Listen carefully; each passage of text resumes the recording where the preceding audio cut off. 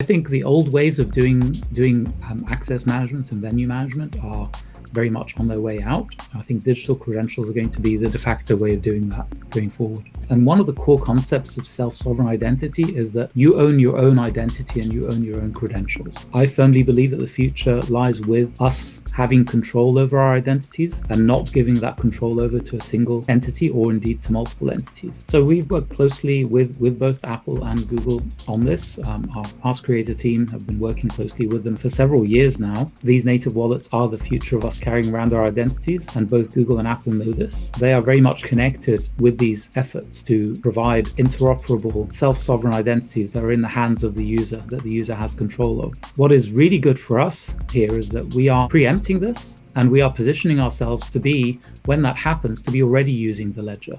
We're not waiting for it to happen. We're leading the charge. We're saying, this is where we think things are going to go, and we're going to back that by starting to use this network now to issue credentials against.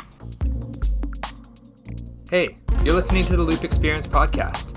Join us for exclusive interviews, behind-the-scenes updates, and all things Loop. Coming at you from the Loop head office in Vancouver, I'm your host, Dev. Welcome back to the Loop Experience podcast. Our guest today is Tamer Shefik, Loop Insight's Chief Technology Officer. Welcome to the show, Tamer. Thank you, Devin. So Tamer, actually, I can't believe that this is your first time on the podcast. We do have back and forth conversations every day. I feel like I'm always slacking you new questions. So it's great to actually have you on the show so that everyone else can hear all your great knowledge that I'm constantly asking from you. I want to start off by talking about you first, actually. So you moved here from the UK about 8 years ago, right? That is correct. My wife and I moved to Canada in 2013. And when you were over in the UK, were you still working in tech at the time? I was. So my whole career has been in tech. I'll give you a brief rundown of that. I started my career back in 2000 working for a small startup in Southampton. And after doing that for a little while, I went into setting up my own startup and did that I had another go at that. So I had two startups in the UK, which I founded and exited. And after that second exit, we decided to move to Canada because we were looking for a change, and we'd been to Canada a fair few times and really enjoyed our time here, and decided it would be good to live in Canada, at least for a while, and see how that went. So I joined CGI and came to Moncton, New Brunswick, for a job where I was working for one of their clients there, who was Atlantic Lottery. That's great.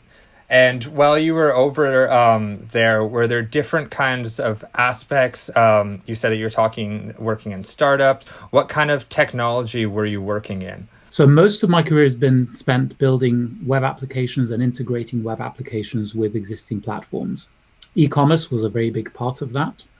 The UK experienced a very big e-commerce boom between 2002 and 2008, and we were positioned to take advantage of that and build a lot of products in the e-commerce space. So I would say e-commerce is my first love, and I still have a passion for it. I love seeing e-commerce done really well, and I dislike e-commerce done badly. And I really like the intersection of our technology, Loop's technology, with e-commerce. I think that's an interesting space to be in today.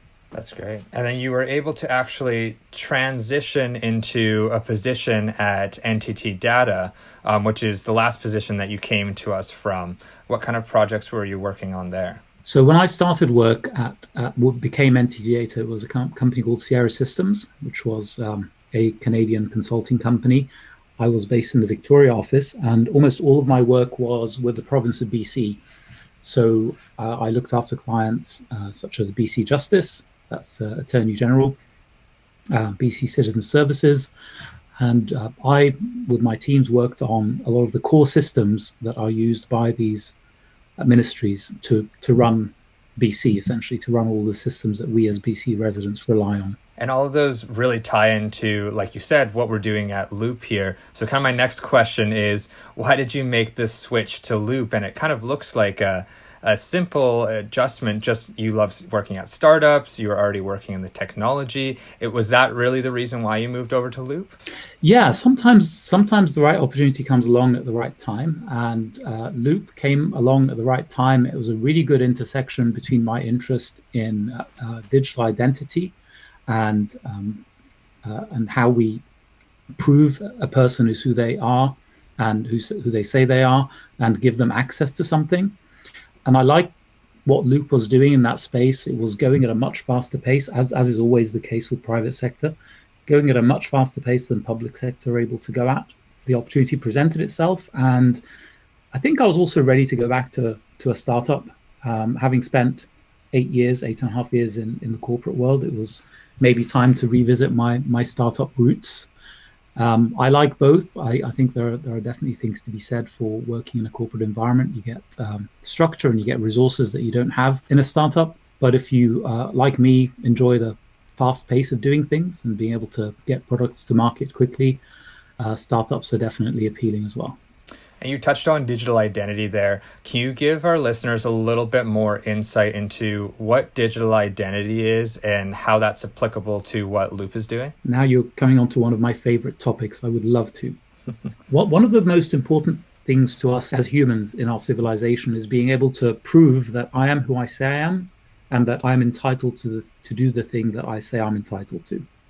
Historically, we've done this with a piece of paper.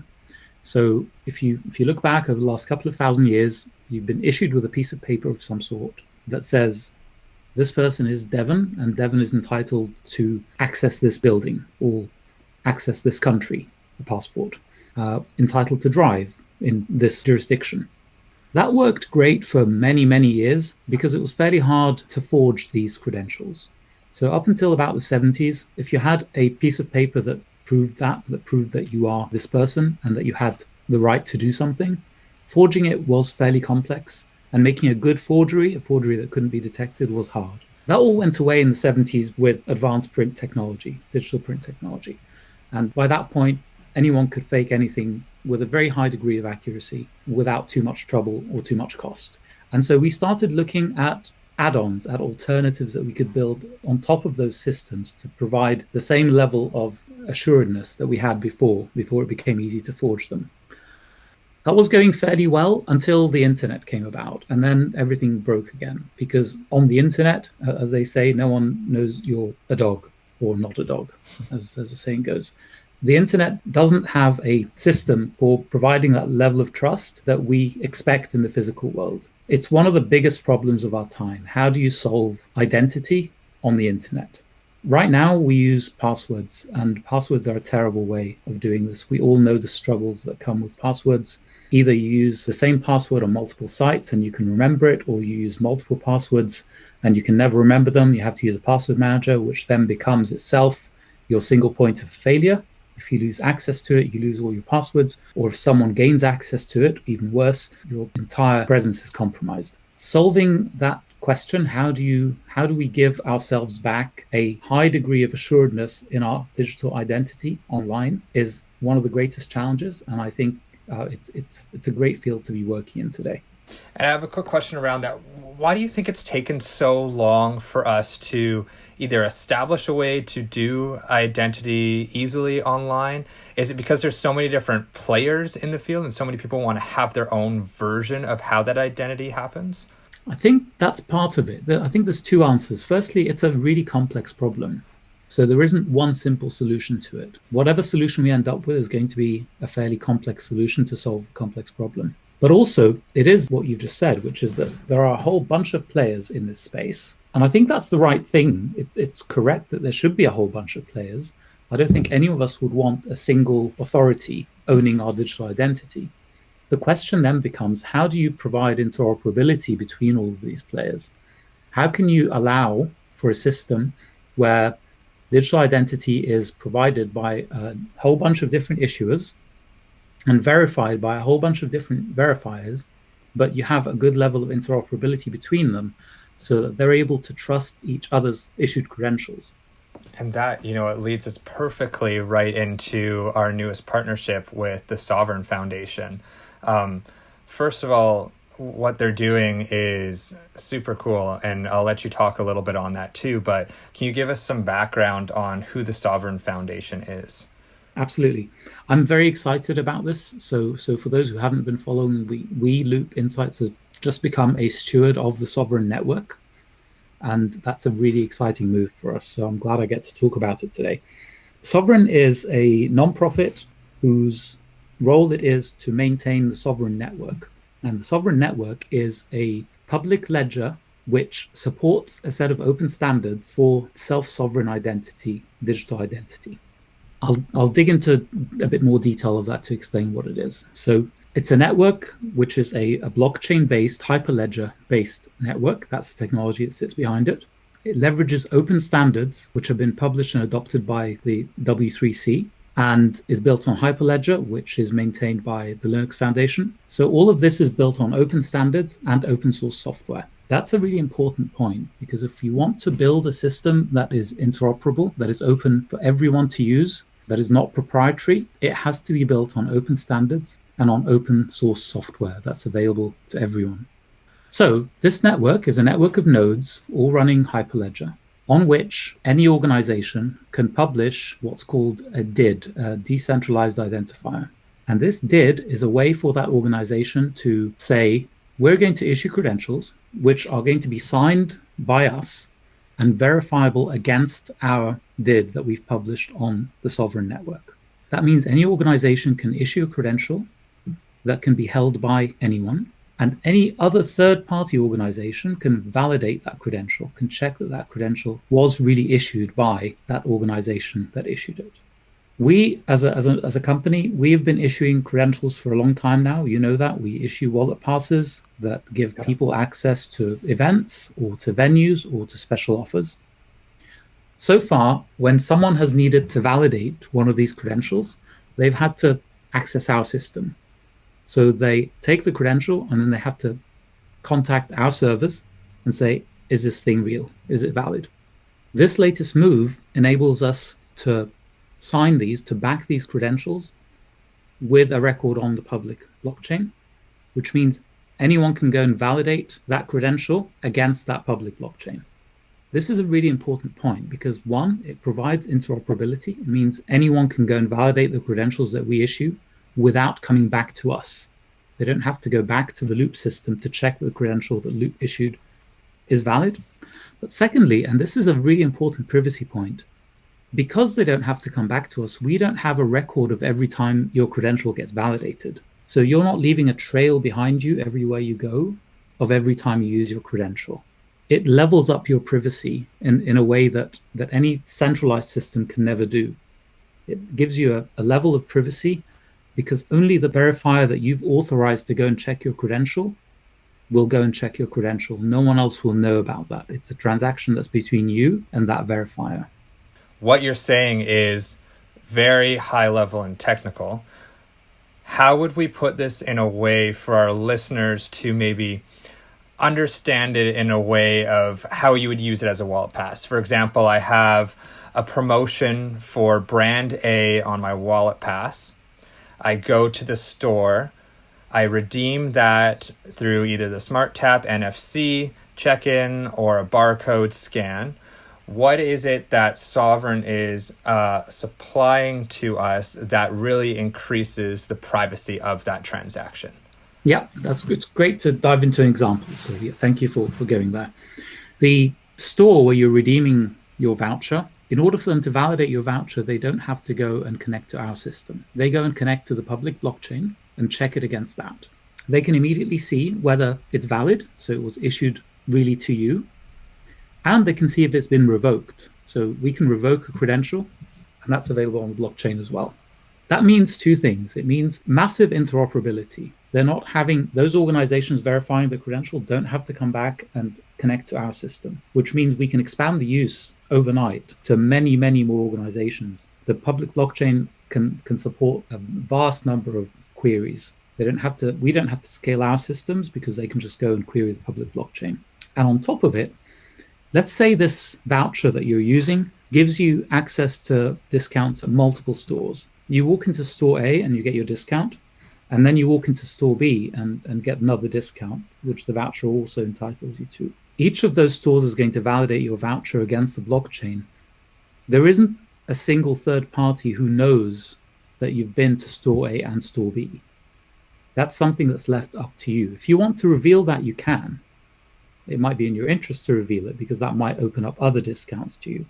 But the power is put back in the hands of the user. It's up to you who gets to find out where you've used your discount voucher, and not leaving behind this breadcrumb trail of everywhere you go and you use your voucher that anyone can go and mine and backtrack what you've been up to. And how is that different than how we're currently using, let's stay with the coupon or voucher example. How is that different than the current processes? So the current process that we use is very similar to everyone else's process, which is I issue with a credential. When someone needs to verify that, they go and communicate with my server and say, is this credential valid? And we answer them. That works great, but it lacks those two key things. It lacks the interoperability that you get with having it on a public blockchain. And it means that anyone verifying it has to go back to Loop. So Loop has a full story of what you did with your voucher. That may be desirable in some cases, but from a privacy point of view, it's far from desirable because you're leaving behind a full trail which is available to someone to access. One of the key pieces of privacy by design is not leaving a trail everywhere you go. It gives you as a consumer a very high degree of protection because it's not just that you're trusting people not to do anything with that data, it's that data doesn't exist in the first place. There is no trail to be followed. And now I want to touch back on to specifically the wallet pass. So you're talking about around the privacy and connected to how we use it specifically in the wallet pass. What is the piece that is actually being protected in the wallet pass? Because this isn't just another level of security that we're supplying to Loop's wallet pass system. That's already embedded there, but this is a deeper level of security. And the way that you're talking about how it ties back to the blockchain, what is the specific piece on the wallet pass that's tying back to the blockchain? Great question. So right now we have a very secure platform which we have had in place for years, and it has proven industry security. We issue a credential which is validated against our network. That credential, you can think of it as a number. You can think of it as Devon's ID number that we've issued you, and it's a specific ID number that's to do with this one thing that we're issuing you this pass for. So accessing this one event, for instance. Right now, when you go to this event and you want to prove that you have the right to go in, you present this number. It's easy to think of it as a number, so let's do that. You present this number. The system checks against the central database to find out whether this number is valid or not. Is this a real number, or did this guy just make it up on the spot? And if it's valid, then you gain entry. And if it's not valid, then you don't gain entry. The difference here is that this number can now be checked. You can go and check that it's a valid credential against the public blockchain, and anyone can do that, not just Loop.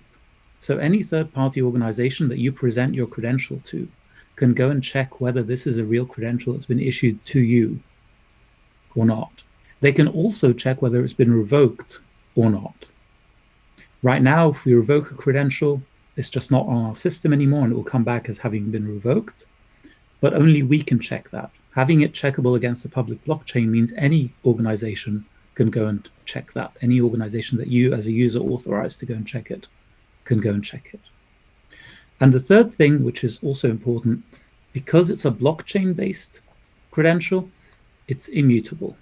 You have a very high degree of assurance that this has not been faked because it's on a blockchain. It's very difficult to go back in time and make changes to an entry that's on the public ledger in this case. And I can see how important this will be used for example, health information or vaccination information. We've used the example of a coupon. Where else might we see Loop using this technology? I think we're going to see a lot of access to venues and access to events, even as vaccination efforts continue and even as people start to get back to some level of normality. there's still going to be a need for some contact tracing or some level of knowing who was where when. Even once everything is back to a normal and COVID is out of the way, now that we know what we can do as far as access control, as far as venue management using these digital credentials, I would say we're 3 or 4 years ahead of where we were this time last year. On a normal timeline, it would have taken us 3 or 4 years to get to where we are today. This has all been accelerated by the work we've had to do over the last year for COVID. Mm-hmm.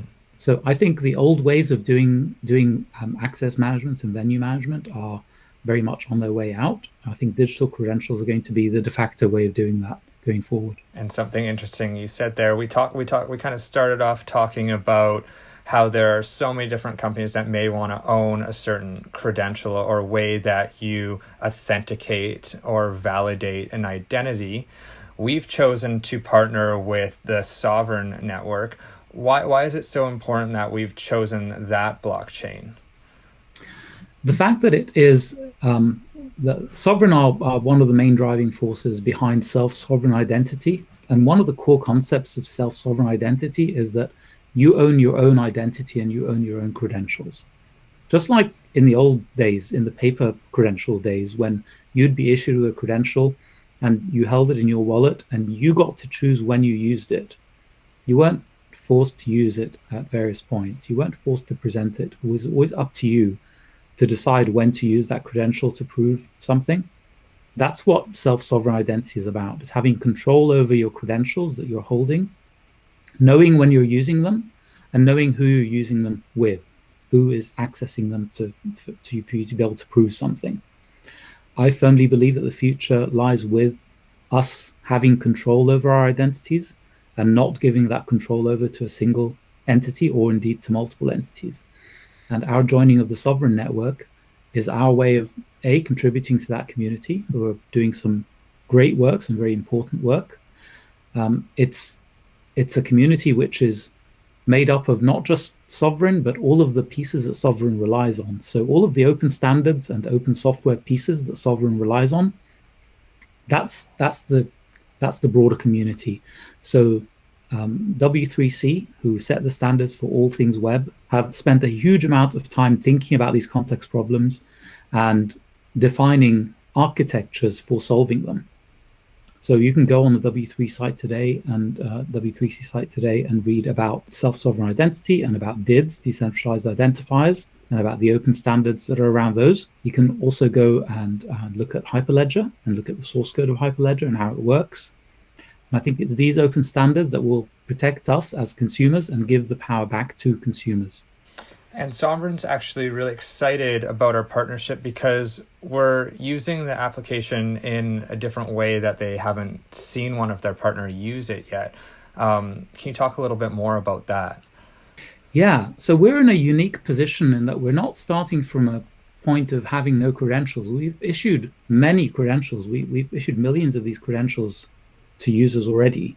And we're now going to be able to make them back compatible with this. We're going to be able to sign all of these credentials retroactively and make them verifiable against the public ledger retroactively. That's pretty powerful. It adds an extra layer of assuredness to credentials that have already been issued.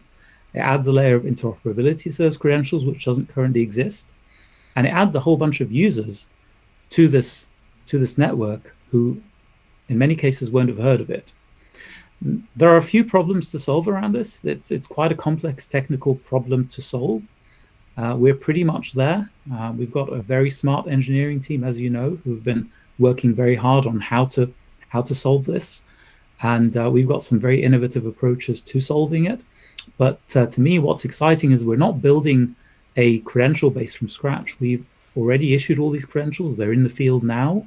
And we've come up with a way of backing those on the blockchain retroactively.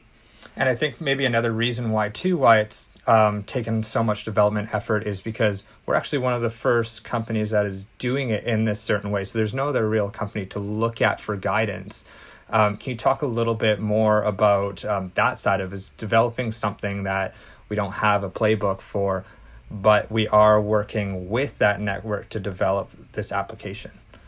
Yeah, absolutely. It's a hard problem to solve, which is why it hasn't been solved. A lot of the self-sovereign identity work has been around building up digital wallets that have all of the necessary functionality within them to enable the sophisticated communications between the credential holder, that's me with my credential on my phone, and the credential issuer, the person who issues me, the company who issues me the credential, and the verifier. Well, that's great, but it requires you to have one of these fairly sophisticated wallets, and there's not many of those in the marketplace yet. In any case, and it really takes a very tech savvy user to understand them and to go and download one and start using it for this. What we're doing here is bridging the gap between the current native phone wallets, so the Google Pay wallet and the Apple wallet, and this new future where these wallets will become repositories of self-sovereign identity. I firmly believe in a few years' time, both of these native wallets will become fully supporting of self-sovereign identity, of credentials, of DIDs, but right now they're not. And the layer that we're building bridges that gap. It allows us to issue the kind of credentials that you can hold in your native wallet today, but validate them against a public ledger like Sovrin's public ledger. And you touched on something really important there that, yeah, we look at Apple and Google's wallet and really the amount of users that they have that are using their applications. Obviously, when Apple and Google look at the future, they want those to be as secure as possible.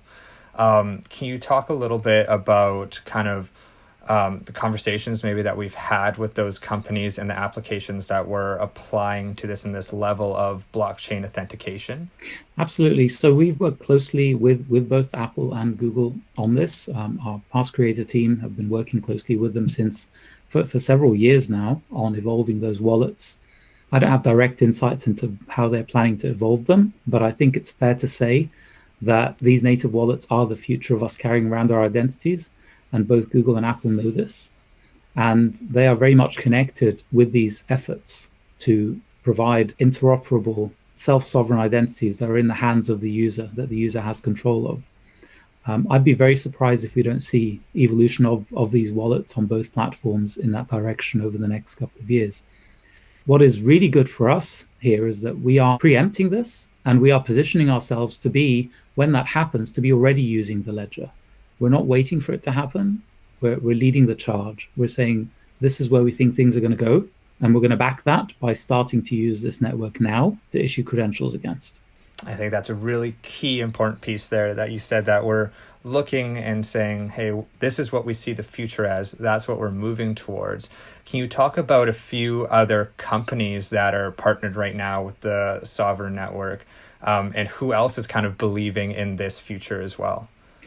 Wow, there are a lot of big names who are on that Sovereign list. I think on the wallet side, there are a couple of really interesting companies who I personally know and have had conversations with. Evanim have their own wallet, which is a very sophisticated wallet, which supports self-sovereign identity in a detailed way. Trinsic also have a wallet, which is a very sophisticated wallet and implements the full set of self-sovereign identity functionality, full DID compatibility. I think a lot of the big tech players are in this space, or if they're not already in it, if they're not already a sovereign steward, they are looking at how they can leverage similar technologies. I saw in the news today, in fact, that Azure have just launched a self-sovereign identity-backed Active Directory solution. Now that isn't using the Sovrin Ledger. They've spun up their own ledger that they are using as a backend to that. We'll see whether that's the right decision. But I think we're over the next year or two, self-sovereign identity is going to be at the forefront. We all recognize how important it is to have control of our data. I think that's something which everyone's now hyper aware of, much more so than they were a few years ago. It's something which we can solve using technology. We know how to solve it using technology. And this is the time to make those decisions. This is the time to make these changes now so that we build a future where the consumer has control. And my last question for today, something that we've been asking all of our guests on the show, what's something that you learned during the pandemic? I know you've probably had a lot more time at home. Maybe it's a hobby you picked up, but what was one piece that a positive that you were able to take away from this time? The biggest thing that I learned that really surprised me is how adaptable we are and how quickly we can adapt to new ways of doing things. Like many people, we pivoted back a bit over a year ago now to working entirely remotely overnight. And we did that without missing a beat, and we just carried on. So I'd say the adaptability of humans has been delightful learning for me. On a more practical level, I've been doing a lot of carpentry, and my carpentry is a lot better than it was before COVID. So that's one good thing that's come out of it for me. Why so much carpentry? Renovations. Got to do the renos. That's great. Thank you, Tamer, for taking the time to talk with me today. I think that gave really a good in-depth look at what this partnership means with the Sovrin Network, and a real technical look at what the application is and how this is supplying such a heightened level of an already secure solution that Loop is supplying. Thank you, Devin. It was a pleasure. Awesome. Thank you.